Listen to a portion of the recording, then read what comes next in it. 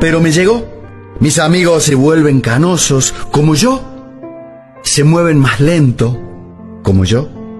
Algunos están en mejor forma, otros peor, pero en todos veo el cambio.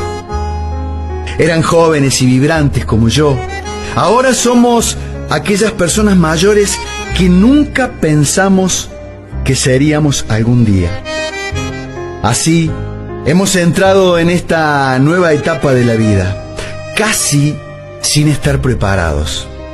Pero lo que sí sé es que este otoño se irá más rápido. Entonces, cualquier cosa que quieras lograr en tu vida, hazla ahora, rápido, no lo pospongas por mucho tiempo.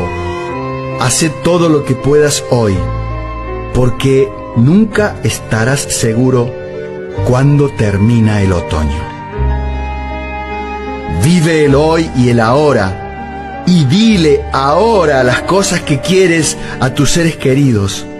La vida es un regalo que se nos ha dado.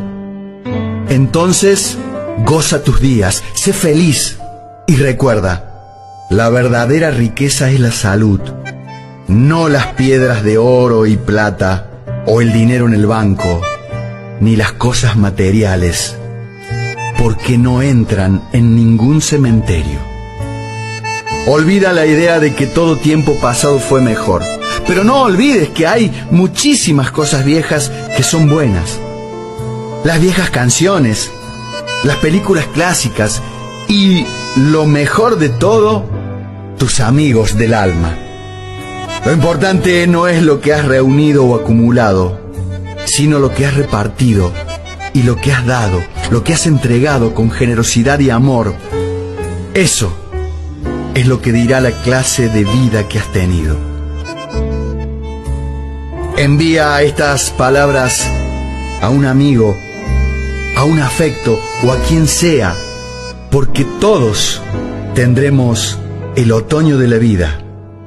Lo importante es disfrutarlo y especialmente compartirlo.